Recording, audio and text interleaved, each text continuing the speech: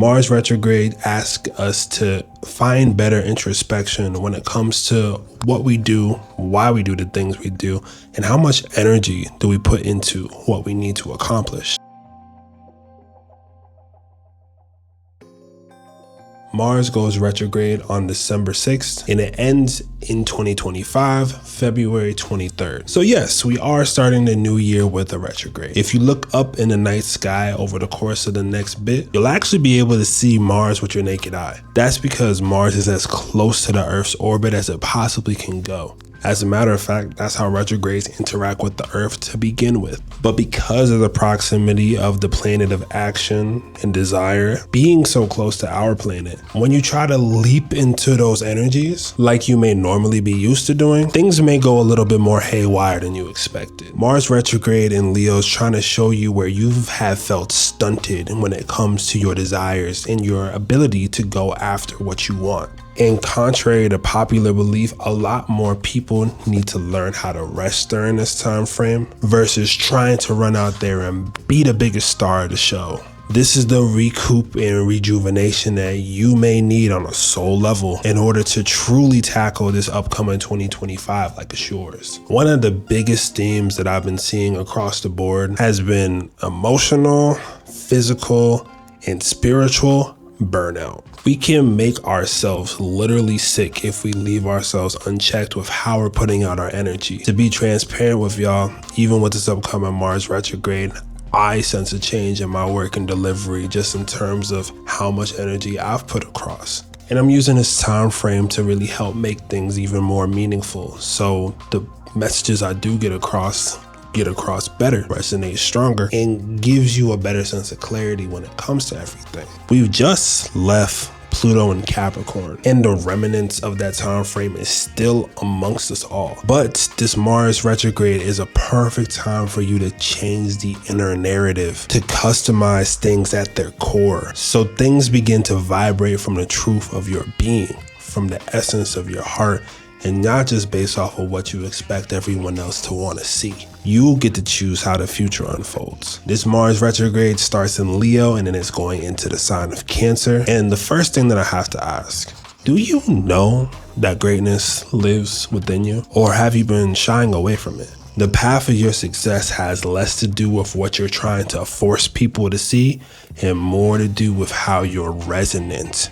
And the transition between Leo, being the heart, and Cancer, being the emotional world, is that you're really going to be doing a lot of digging in order for you to realize where it's best to show up in your power. You remember that passion project you never actually ended up following through on? You know how you spent longer beating yourself up about it than actually implementing the skills and techniques that you have? Well, this is the revamp period of really getting yourself together. And it's not to judge yourself on the process or to compare yourself to others. What this primarily is about is what's truly resonant within you. As Mars travels retrograde through the signs of the luminaries, the sun and the moon, the most obvious reasons why the stars impact us on a day-to-day basis, you're going to see a reemergence and a restructuring to even how the divine masculine principle and the divine feminine principle move and interact with one another. To be honest, I think both divine sides are getting themselves called out throughout this retrograde, and by the time we enter into the phase of February, we're going to have to figure out how to just be divine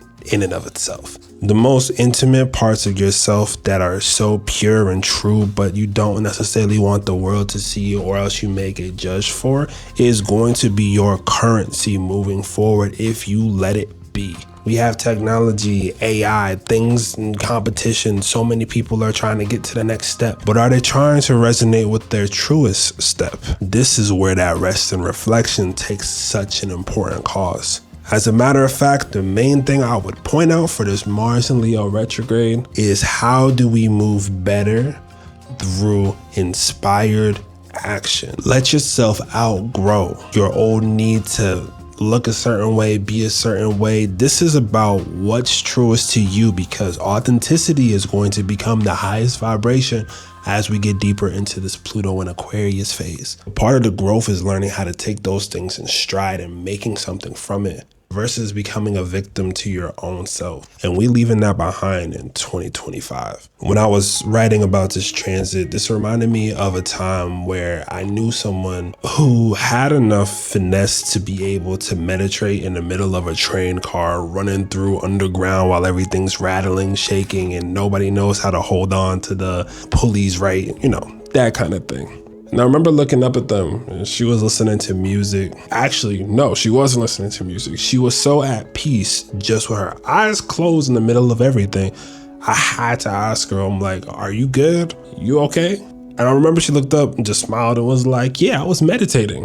What? She told me that meditation was something that you'd be able to do anywhere as long as you're willing to really own the experience and be in that space. And I think it just rattled the way I thought about meditation for the rest of forever. Because despite all the noise and the things that most people couldn't move through, they just chose to find their peace and stillness in that moment. When we move throughout this Mars retrograde, make sure that you choose to find peace in the moments, especially when things get a little more haywire. When people start to argue about old things, when people try to say things that hurt your feelings. Embracing the power of your peace can truly be the difference maker as we enter into this Mars bit. Now, this isn't to shy away if a confrontation does occur, but it's to know that sometimes it is worth turning the other cheek and sometimes it's not. But that's neither here nor there. I hope that this Mars retrograde brings you back into the core parts of your passion, as well as teaches you how to nurture the new self that you're becoming. This is a great transit to work out, to meditate, all the cheesy stuff.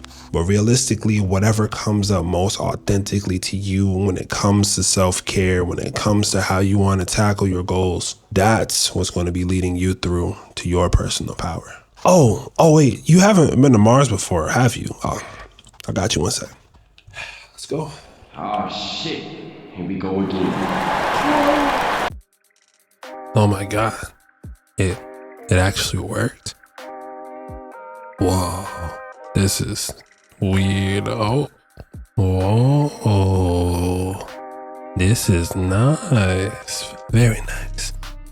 Okay, well, I guess we're here. And what do I... Who are you people? It's me.